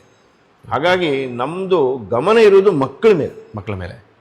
ಆ ಮಕ್ಕಳಿಗೆ ಏನೇನಾಗಬೇಕು ಅದೆಲ್ಲ ವ್ಯವಸ್ಥೆಗಳನ್ನು ಇಲ್ಲಿ ನಾವು ಮಾಡ್ಕೊಂಡಿದ್ದೀವಿ. ಇದು ಒಂದು ವಿಶಾಲವಾದಂಥ ಒಂದು ಶಾಲೆಯಲ್ಲಿ ನಮಗೆ ಬಂದ ಮೇಲೆ ನಾವು ಇಲ್ಲಿ ಭಾಳಷ್ಟು ಡೆವಲಪ್ ಮಾಡಿದ್ವಿ. ಕತ್ಲೆ ಇತ್ತು, ಕೋಣೆಗಳನ್ನೆಲ್ಲ, ಕಿಟಕಿಗಳೆಲ್ಲ ಇಲ್ಲಿ ಹೊರಗಡೆ ಏನು ಕಾಣ್ತಾ ಇದೆ ನಿಮ್ಗೆಲ್ಲ ಕಿಟಕಿಗಳು ಆಮೇಲೆ ನಾವು ಮಾಡಿರುವಂಥದ್ದು. ಮಕ್ಕಳ ವಾತಾವರಣ ಕೂಡ ಚೆನ್ನಾಗಿರ್ಬೇಕು, ಗಾಳಿ, ಬೆಳಕು. ಈ ಮೈದಾನ ಇಲ್ಲಿ ಪಕ್ಕದಲ್ಲಿ ಇನ್ನೊಂದು ಜಾಗ ತಗೊಂಡಿ ನಾವು ಇದಕ್ಕೆ ಅಟ್ಯಾಚ್ ಆಗಿರೋದು. ಯಾಕಂದ್ರೆ ಮಕ್ಕಳಿಗೆ ಸ್ವಲ್ಪ ವಿಶಾಲವಾದಂಥ ಆಟದ ಮೈದಾನ ಇರಬೇಕಾಗುತ್ತೆ. ಬಾಸ್ಕೆಟ್ಬಾಲ್ ಆಟ ಇರ್ಬೋದು ಅಥವಾ ಎಲ್ಲಾ ತರದ ವ್ಯವಸ್ಥೆಗಳು ಇಲ್ಲಿ ಆಗುತ್ತೆ. ಅದೇ ಇಲ್ಲಿ ಎಂಟ್ರಿ ಆದಾಗಲೇ ನಮಗೆ ಗೊತ್ತಾಗುತ್ತೆ. ಇಲ್ಲಿ ವಾತಾವರಣ ನೋಡ್ತಾ ಇದ್ರೆ, ಇಲ್ಲಿ ನೋಡಿ ಸರಸ್ವತಿಯನ್ನ ಇಟ್ಟಿದ್ದೀವಿ. ಕರೆಕ್ಟ್, ಫ್ರಂಟ್ ಅಲ್ಲಿ ಬರುವಾಗಲೇ ಸರಸ್ವತಿ ಮಾತೆ ಇದ್ದಾರೆ. ಸರಸ್ವತಿ ಅವ್ರಿಗೆ ಪ್ರತಿನಿತ್ಯ ಸರಸ್ವತಿ ವಂದನ ಅಂತ ಒಂದು ಕಾರ್ಯಕ್ರಮ ಇದೆ ನಮ್ದು. ಪ್ರತಿನಿತ್ಯ ಪ್ರಾರ್ಥನೆ ಅಂದ್ರೆ ಸರಸ್ವತಿ ವಂದನ ಅಂತ ಒಂದು 20-25 ನಿಮಿಷದ ಪ್ರಾರ್ಥನೆ, ಒಂದು ಬಹಳ ಒಳ್ಳೆಯ ಒಂದು ಪ್ರಾರ್ಥನೆ ಇಲ್ಲಿದೆ ಅಲ್ವಾ? ಅದೇ ಈ ರೀತಿ 1965ರಲ್ಲಿ ಪ್ರಾರಂಭವನ್ನ ಪಡೆದುಕೊಂಡಿರೋದು. ಇದು 60ನೇ ವರ್ಷದ ಸನಿಹ, ಅಂದ್ರೆ 60ನೇ ವರ್ಷದಲ್ಲೇ ಇದೆ. 17 ಶಾಲೆಗಳನ್ನ ಇಡೀ ಕರ್ನಾಟಕ ರಾಜ್ಯದಲ್ಲಿ, ರಾಜ್ಯ ಪಠ್ಯಕ್ರಮದ್ದು ಒಂದು 7 ಶಾಲೆ ಇದೆ ನಮ್ದು. ಅದರಲ್ಲಿಯೂ 6,000 ಮಕ್ಕಳಿದ್ದಾರೆ. ಒಟ್ಟು ಒಂದು 25,000 ಮಕ್ಕಳು ನಮ್ಮ ಶಾಲೆಗಳಲ್ಲಿ ಓದ್ತಾ ಇದ್ದಾರೆ. ಅಂದ್ರೆ ನಾವು ಅವರನ್ನ ಬನ್ನಿ ಅಂತ ಹೇಳೋದಕ್ಕಿಂತಲೂ ಈ ರೀತಿಯ ಶಿಕ್ಷಣಗಳು ಬೇಕು ಅಂತ ಪೇರೆಂಟ್ಸ್ ಇವತ್ತು ನಮ್ಮ ಕಡೆಗೆ ಬರುವಂತಾಗಿದೆ. ಅದಕ್ಕಾಗಿ ರಾಷ್ಟ್ರೋತ್ಥಾನ ಇವತ್ತು ರಾಷ್ಟ್ರದಾದ್ಯಂತ ಹೆಸರುವಾಸಿ ಆಗ್ತಾ ಇದೆ ಅಲ್ವಾ ಸರ್? ಇಲ್ಲಿ ಮುಖ್ಯವಾಗಿ ನಾವು ಚೈಲ್ಡ್ ಸೆಂಟ್ರಿಕ್ ಅಂತ ಹೇಳ್ತೀವಿ. ಇದನ್ನು ಮಕ್ಕಳನ್ನು ಗಮನಿಸಿಕೊಂಡು ನಾವು ವಿಶೇಷವಾಗಿ ಕೊಡೋದ್ರಿಂದ ಪ್ರಾಯಶಃ ಪೋಷಕರಿಗೆ ಇದ್ರ ಬಗ್ಗೆ ಆಸಕ್ತಿ ಇದೆ ಅಂತ ನನಗೆ ಅನಿಸಿದೆ. ಈಗ ಮಕ್ಕಳನ್ನ ಮೊದಲಿಗೆ ಸೇರಿಸುವ ಮುಂಚಿತವಾಗಿ ಪೇರೆಂಟ್ಸ್ಗಳಿಗೆ ಏನಾದ್ರೂ ಈ ರೀತಿಯ ಅದರ ಬಗ್ಗೆ ಮಾಹಿತಿ ಕೊಡುವಂತ ಕೆಲಸ ಅಥವಾ ಅವರನ್ನು ಕರೆದು ಅದಕ್ಕೆ ಬೇಕಾಗಿರುವಂತಹ ಸಭೆಗಳು? ಪ್ರತಿ ಮಗು ಜಾಯಿನ್ ಆಗಬೇಕಾದ್ರೆ ಪೋಷಕರಿಗೆ 10ರಿಂದ 15 ನಿಮಿಷ ನಮ್ಮ ಶಾಲೆಯಲ್ಲಿ ನಾವು ಏನು ಮಾಡ್ತಾ ಇದ್ದೀವಿ, ಯಾಕೆ ನೀವು ಮಕ್ಕಳನ್ನು ಸೇರಿಸ್ತಿದ್ರೆ ಅದರಿಂದ ಏನು ಲಾಭ ನಿಮಗೆ, ಇಲ್ಲಿರುವಂಥ ವ್ಯವಸ್ಥೆಗಳ ಬಗ್ಗೆ ಅವ್ರಿಗೆ ಹೇಳೋದಿದೆ. ಇದು ಒಂದು ವರ್ಷದಲ್ಲಿ ಒಂದು 2-3 ಸಲ ಪೋಷಕರಿಗೆ ಒಂದು ಅಭ್ಯಾಸ ವರ್ಗ ಅಂತ ಇರುತ್ತೆ. ಅಂದರೆ ಒಂದು ದಿವಸ ಬೆಳಗಿನ ಸಂಜೆ ತನಕ ಅವರ ಮನೆಗಳಲ್ಲಿ ಏನು ವ್ಯತ್ಯಾಸ ಆಗಬೇಕು ಅಂತ. ಈಗ ಒಂದು ಮಗು ಉತ್ತಮನಾಗಬೇಕಾದ್ರೆ ಶಾಲೆದ್ದು ಪಾತ್ರ ಇದೆ, ಅದೇ ರೀತಿ ಮನೆಯದ್ದು ಪಾತ್ರನೇ ಇದೆ, ತುಂಬ ಇದೆ. ಹೌದು. ಮತ್ತು ಸಮಾಜ 3 ಜನ ಸೇರಿ ಮಾಡಬೇಕಾಗಿರೋದು. ಈಗಾಗಲೇ ದಕ್ಷಿಣ ಕನ್ನಡದಲ್ಲಿ ಸಮಾಜದಲ್ಲಿ ಒಳ್ಳೆಯ ವಾತಾವರಣ ಇದೆ ಅಂತ ನಾನು ಹೇಳಿಬಿಟ್ಟಿದ್ದೀನಿ. ಮನೆಯಲ್ಲಿಯೂ ಇಲ್ಲಿ ಬೇರೆ ಕಡೆಗೆ ತುಲನೆ ಮಾಡಿದಾಗ ಇಲ್ಲಿ ಮನೆಗಳಲ್ಲಿಯೂ ಚೆನ್ನಾಗಿದ್ದ ವಾತಾವರಣ ಇದೆ, ಶಾಲೆಯಲ್ಲಿ ಒಂದು ಒಳ್ಳೆಯ ವಾತಾವರಣ ಇದ್ದರೆ ನಾವು 3 ಜನ ಸೇರಿದರೆ ಆ ಮಗುವಿನ ವ್ಯಕ್ತಿತ್ವ ಇನ್ನಷ್ಟು ಜಾಸ್ತಿ ಆಗುತ್ತೆ. ಅದಕ್ಕೋಸ್ಕರ ನಾವು 3 ಜನನೂ ಪ್ರಯತ್ನ ಮಾಡ್ತೀವಿ. ಖಂಡಿತ. ಬಹಳ ಚೆನ್ನಾಗಿರತಕ್ಕಂತಹ ಮಾಹಿತಿ ನಮಗೂ ಗೊತ್ತು ಮಾಡಿಸಿ ನೋಡ್ತಕ್ಕಂಥ ಎಲ್ಲ ವೀಕ್ಷಕರಿಗೆ ತಿಳಿಸಿಕೊಟ್ಟಿದ್ದೀರಿ ಸರ್. ಇನ್ನು ಮಕ್ಕಳನ್ನ ಯಾವ ಶಾಲೆಗೆ ಸೇರಿಸಬೇಕು ಅಂತ ಹೇಳುವಂಥ ಕನ್ಫ್ಯೂಷನ್ಸ್ ನಮ್ಮ ಮೈಂಡಲ್ಲಿದ್ದರೆ ಕ್ಲಿಯರ್ ಆಗ್ತಾ ಇದೆ. ಇಲ್ಲಿ ಎಲ್ಲ ರೀತಿಯಲ್ಲೂ ಕೂಡ ನಮ್ಮ ಸಂಸ್ಕೃತಿಯನ್ನು ಒಳಗೊಂಡು ಹಾಗೆ ಅಪ್ಗ್ರೇಡ್ ಆಗಿರುವಂಥ ಸಮಾಜದಲ್ಲಿ ಏನೆಲ್ಲ ವ್ಯವಸ್ಥೆಗಳು ಬೇಕು ಅದೆಲ್ಲವನ್ನ ಕೊಡುವಂತಹ ಸಂಸ್ಥೆಯೇ ರಾಷ್ಟ್ರೋತ್ಥಾನ. ಇಲ್ಲಿ ಕೇವಲ ಏನು ಈ ಸಂಸ್ಕೃತಿ ಪರಂಪರೆ ಯೋಗ ಮಾತ್ರ ಅಷ್ಟೇ ಹಿಂಗಿತ ಅಲ್ಲ, ಒಳ್ಳೆಯ ವ್ಯವಸ್ಥೆಗಳನ್ನು ಲ್ಯಾಬ್ ಇರ್ಬೋದು, ಕಂಪ್ಯೂಟರ್ ಲ್ಯಾಬ್ ಇರ್ಬೋದು, ಅಥವಾ ಕ್ಲಾಸ್ ರೂಮ್ಸ್ಗಳಿರ್ಬೋದು, ಟೀಚರ್ಸ್ಗಳ ವ್ಯವಸ್ಥೆ ಇರ್ಬೋದು, ಶಿಕ್ಷಣದ ವ್ಯವಸ್ಥೆ ಇರ್ಬೋದು, ಇದೆಲ್ಲದರ ಬಗ್ಗೆನೂ ಗಮನ ಕೊಟ್ಟಿದೆ. ಆಧುನಿಕವಾದಂಥ ಶಿಕ್ಷಣ, ಆದರೆ ನಮ್ಮ ತಾಯಿ ಬೇರು ಯಾವುದು ಮೂಲ ಸಂಸ್ಕೃತಿ ಇದೆ ಅದರ ಜೊತೆಗೆ ಜೋಡಣೆ ಮಾಡುವಂಥ ಕೆಲಸ ನಾವು ಮಾಡಿದ್ದೀರಿ. ತುಂಬ ಸಂತೋಷ ಆಯಿತು. ಓಕೆ, ಎಲ್ಲರಿಗೂ ಧನ್ಯವಾದ ಸರ್. ಧನ್ಯವಾದ, ನಮಸ್ಕಾರ. ದಾರಿಯಲ್ಲಿ ನಡ್ಕೊಂಡು ಹೋಗ್ತಾ ಇರ್ತೇವೆ. ಇದ್ದಕ್ಕಿದ್ದ ಹಾಗೆ ಒಬ್ಬರು ವಯೋವೃದ್ಧರು ಬಿದ್ದರು.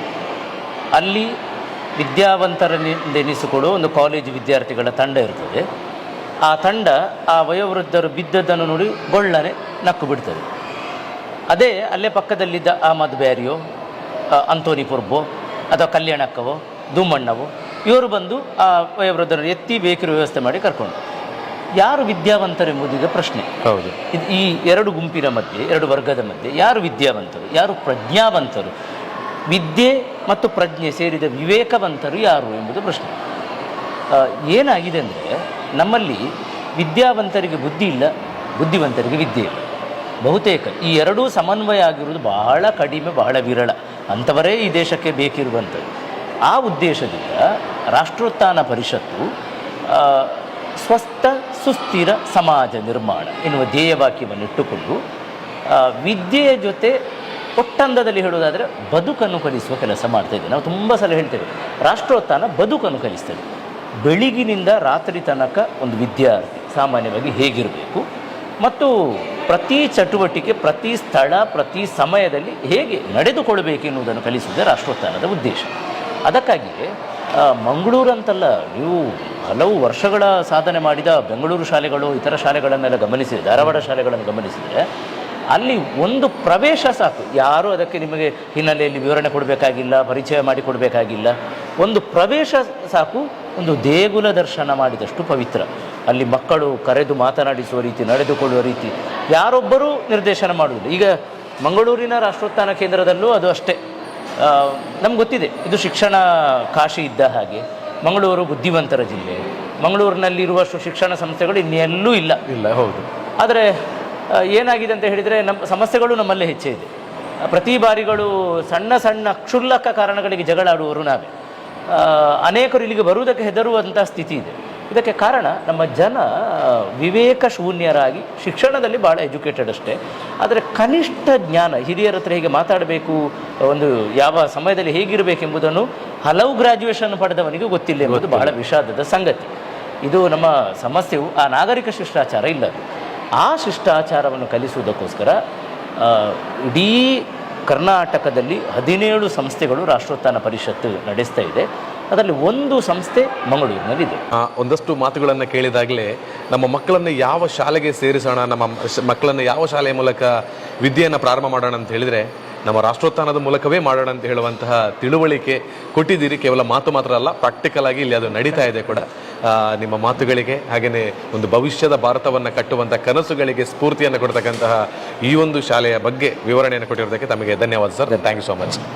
ಸಂಸ್ಥೆಯ ಪ್ರಾಂಶುಪಾಲರು ಮಾಡಲಿಕ್ಕಿದ್ದಾರೆ ಶ್ರೀಮತಿ ವಿದ್ಯಾ ಕಾಮತ್ ಅವರನ್ನ ಜೊತೆಗಿದ್ದಾರೆ. ಮೇಡಮ್ ನಮಸ್ತೆ. ನಮಸ್ತೆ. ಹೇಗಿದ್ದೀರಿ ಮೇಡಮ್?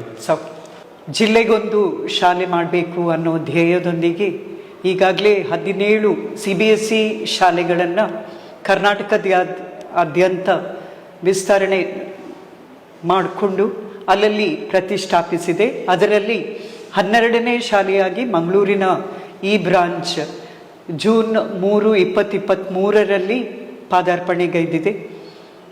ಸುಮಾರು 4 ಎಕರೆ ಜಾಗದ ವಿಸ್ತೀರ್ಣದೊಂದಿಗೆ ಮಂಗಳೂರಿನ ಚೆಂಬುಗುಡ್ಡೆ ತೊಕ್ಕೊಟ್ಟುವಿನಲ್ಲಿ ಈ ಶಾಲೆ ಪ್ರಾರಂಭಗೊಂಡಿದೆ. ಇಲ್ಲಿ ಸ್ವಸ್ಥ ಸುಸ್ಥಿರ ಸಮಾಜ ನಿರ್ಮಾಣ ಅನ್ನೋ ಒಂದು ಧ್ಯೇಯದೊಂದಿಗೆ ಪ್ರತಿಯೊಂದು ವಿದ್ಯಾರ್ಥಿಯಲ್ಲಿ ಮಾರ್ಪಾಟು ಅಂದರೆ ಟ್ರಾನ್ಸ್ಫಾರ್ಮೇಷನ್ ತರಬೇಕು, ಮುಂದಕ್ಕೆ ಈ ವಿದ್ಯಾರ್ಥಿಗಳು ಸಮಾಜದಲ್ಲಿ ಪರಿವರ್ತನೆಯನ್ನು ತರುವಂತಾಗಬೇಕು ಅನ್ನೋ ನಿಟ್ಟಿನಲ್ಲಿ ಸಾಕಷ್ಟು ನಮ್ಮತನವನ್ನು, ನಮ್ಮ ಸಂಸ್ಕೃತಿ, ನಮ್ಮ ಆಚಾರ ವಿಚಾರಗಳು ಏನಿದೆಯೋ ಅದರೊಂದಿಗೆ ಮಕ್ಕಳ ಪೋಷಣೆ ಪಾಲನೆ ನಡೀತಾ ಇದೆ. ಸೊ ಇಲ್ಲಿ ಮುಖ್ಯವಾಗಿ ಪಂಚಮುಖಿ ಶಿಕ್ಷಣಕ್ಕೆ ನಾವು ಒತ್ತು ಕೊಡುವಂಥದ್ದು. ಈ ಪಂಚಮುಖಿ ಸಾಧಾರಣ ಎಲ್ಲರೂ ಹೇಳುವಂಥದ್ದೇ ಹೋಲ್ಸಮ್ ಡೆವಲಪ್ಮೆಂಟ್, ಆಲ್ರೌಂಡ್ ಡೆವಲಪ್ಮೆಂಟ್ ಅಂತಲೇ ಎಲ್ಲ ಹೇಳುವಂಥದ್ದು. ಅದರಲ್ಲಿ ಮಕ್ಕಳ ಶಾರೀರಿಕ, ಬೌದ್ಧಿಕ, ಮಾನಸಿಕ ಹಾಗೂ ಸ್ಪಿರಿಚುವಲ್ ಅಂತ ಏನು ಹೇಳ್ತೀವೋ ಆಧ್ಯಾತ್ಮಿಕ, ಇದನ್ನು ನಾವು ಒಳಗೊಂಡಂತೆ ಸಾಕಷ್ಟು ಚಟುವಟಿಕೆಗಳನ್ನು ಮಕ್ಕಳಿಗೆ ನೀಡಿ ಈ ನಿಟ್ಟಿನಲ್ಲಿ ಅವರು ಹೇಗೆ ಬೆಳೀತಾ ಇದ್ದಾರೆ ಅಂತ ನಾವು ಪ್ರತಿ ತಿಂಗಳು ಅಸೆಸ್ ಮಾಡಲಿಕ್ಕಿದೆ. ಇದನ್ನು ಕೇವಲ ಬಾಯಿ ಮಾತಿಗೆ ಮಾತ್ರ ಅಲ್ಲ, ಅದಕ್ಕೆ ನಾವು ಡಾಕ್ಯುಮೆಂಟೇಷನ್ ಕೂಡ ಮಾಡುವಂಥದ್ದು ಒಂದು ಯುನಿಕ್ ಫೀಚರ್ ಅಂತಲೇ ಹೇಳ್ಬೋದು ನಾವು ರಾಷ್ಟ್ರೋತ್ಥಾನದಲ್ಲಿ.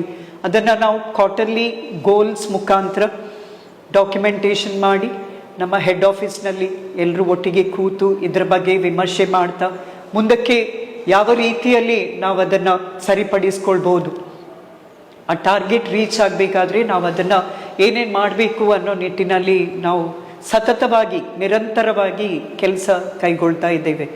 ಸೊ ಒಂದು ಕಡೆ ಪಂಚಮುಖಿ ಶಿಕ್ಷಣ, ಮತ್ತೊಂದು ಕಡೆ ಮಕ್ಕಳಿಗೆ ಸಾಕಷ್ಟು ಕರಿಕ್ಯುಲರ್ ಆ್ಯಕ್ಟಿವಿಟೀಸ್ ಏನಿದೆಯೋ ಅದಕ್ಕೆ ಎಕ್ಸ್ಪೋಜರನ್ನು ನೀಡ್ತಾ ಇದ್ದೇವೆ. ಕರಾಟೆ ಕಂಪಲ್ಸರಿಯಾಗಿ ತಗೊಳ್ಬೇಕು, ಅದರಲ್ಲಿ ಹೆಚ್ಚು ಸೆಲ್ಫ್ ಡಿಫೆನ್ಸಿಗೆ ನಾವು ಒತ್ತು ಕೊಡ್ತಾ ಇದ್ದೇವೆ. ಜೊತೆಗೆ ಭರತನಾಟ್ಯಂ, ತಬಲ, ಕೀಬೋರ್ಡ್, ಮ್ಯೂಸಿಕ್ ಇದೆ.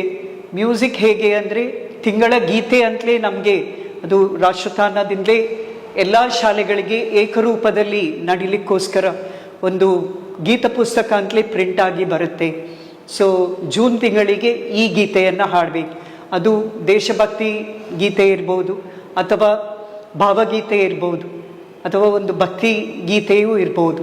ಸೊ ಪ್ರತಿ ತಿಂಗಳು ಬೇರೆ ಬೇರೆ ಹಾಡುಗಳನ್ನು ಹಾಕಿಕೊಂಡು ಅದು ಜೂನ್ನಿಂದ ಮಾರ್ಚ್ವರೆಗೆ ಒಂದು ಪುಸ್ತಕ ನಮಗೆ ಒಟ್ಟಿಗೆ ಸಿಗುತ್ತೆ. ಇದರೊಟ್ಟೊಟ್ಟಿಗೆ ವಿದ್ಯಾಭಾರತಿ ಅಫಿಲಿಯೇಟೆಡ್ ಸ್ಕೂಲ್ ಆಗಿರೋದ್ರಿಂದ ಪ್ರಾರ್ಥನಾ ಶೈಲಿಯೂ ವಿಭಿನ್ನವಾಗಿದೆ.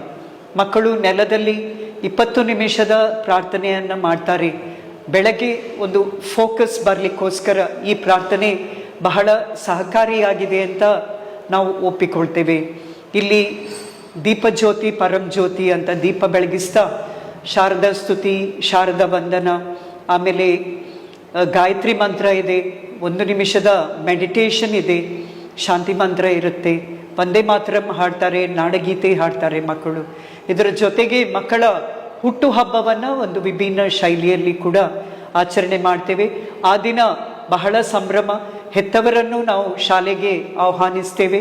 ಮಗುವಿಗೆ ಆರತಿ ಬೆಳಗಿ ಅಕ್ಷತೆಯನ್ನು ಹಾಕಿ ಜನ್ಮದಿನಮಿದಂ ಅನ್ನೋ ಒಂದು ಸಂಸ್ಕೃತ ಗೀತೆಯ ಮುಖಾಂತರ ಆ ಮಗುವಿಗೆ ನಾವು ಹಾರೈಸ್ತೇವೆ. ಇನ್ನು ಹಿರಿಯರ ಎಲ್ಲ ಪಾದ ಸ್ಪರ್ಶ ಮಾಡಿ ಆಶೀರ್ವಾದವನ್ನು ಆ ಮಗು ಪಡ್ಕೊಳ್ತದೆ. ಆಮೇಲೆ ಸಿಹಿಯನ್ನು ಹಂಚುವಂಥದ್ದು. ಎಲ್ಲಿಯೂ ಈ ರ್ಯಾಪರ್ ಇರುವಂತಹ ಚಾಕ್ಲೇಟ್ ಡಿಸ್ಟ್ರಿಬ್ಯೂಷನಿಗೆ ಅವಕಾಶ ಇಲ್ಲ. ಮನೆಯಲ್ಲೇ ಮಾಡಿದಂತಹ ಏನಾದರೂ ಸ್ವೀಟ್ ಇದ್ದರೆ ಅಥವಾ ಏನಾದರೂ ಒಂದು ಸ್ಟೇಷನರಿಯನ್ನು ಆ ಮಗು ಅಥವಾ ಪುಸ್ತಕ ರೂಪದಲ್ಲಿ ಲೈಬ್ರರಿಗೆ ಪುಸ್ತಕ ಅಥವಾ ತೋಟಗಾರಿಕೆಗೆ ಸಂಬಂಧಪಟ್ಟ ಹಾಗೆ ಯಾವುದಾದ್ರೂ ಒಂದಷ್ಟು ಗಿಡಗಳನ್ನು ಮಗು ದಾನ ಮಾಡುವ ಹಾಗೆ ನಾವು ಪ್ರೇರೇಪಣೆ ನೀಡ್ತೇವೆ. ಸೊ ಇದೆಲ್ಲ ಒಂದಷ್ಟು ಯುನೀಕ್ ಅಂತ ನಮಗೆ ಅನ್ನಿಸ್ತದೆ. ಇತರ ಶಾಲೆಗಳಲ್ಲಿ ಪ್ರಾಯಶಃ ನಿಮಗೆ ಕಂಡು ಬರಲಿಕ್ಕಿಲ್ಲ. ಪುಸ್ತಕಗಳಲ್ಲಿ ನಾವು ಓದಬಹುದು, ಆದ್ರೆ ಕಾರ್ಯರೂಪದಲ್ಲಿ ನೋಡೋದಕ್ಕೆ ರಾಷ್ಟ್ರೋತ್ಥಾನ ವಿದ್ಯಾ ಕೇಂದ್ರಕ್ಕೆ ಮಕ್ಕಳನ್ನ ಸೇರಿಸಬೇಕು ಅಂತ ಹೇಳ್ತೀವಿ ಅಲ್ವಾ? ಖಂಡಿತವಾಗಿ. ಓಕೆ, ಬಹಳ ಚೆನ್ನಾಗಿದೆ. ಇದರ ಒಂದು ಪರಿಚಯವೇ ಇಷ್ಟು ಚೆನ್ನಾಗಿರುವಾಗ ನಮ್ಮ ಮಕ್ಕಳ ಬಗ್ಗೆ ಕನಸನ್ನು ಹೊತ್ತಿರುವಂತಹ ಪೇರೆಂಟ್ಸ್ಗಳು ಈ ಶಾಲೆಗೆ ಮಕ್ಕಳನ್ನ ಸೇರಿಸಿದ ನಂತರ ಅವರಲ್ಲಿ ಕಾಣ್ತಕ್ಕಂಥ ಒಂದು ಒಳ್ಳೆಯ ಬದಲಾವಣೆಯನ್ನ ಕಂಡುಕೊಳ್ಳಬಹುದು ಅಲ್ವಾ ಮೇಡಮ್? ಖಂಡಿತ. ಎಸ್, ಬಹಳ ಚೆನ್ನಾಗಿ ನಿಮ್ಮ ಪರಿಚಯವನ್ನ, ಶಾಲೆಯ ಬಗ್ಗೆ ಒಂದು ಕಿರು ಪರಿಚಯವನ್ನ ಮಾಡಿಕೊಟ್ಟಿದ್ದೀರಿ. ನಿಮಗೂ ಒಳ್ಳೇದಾಗ್ಲಿ madam. Thank you so much. ಧನ್ಯವಾದ.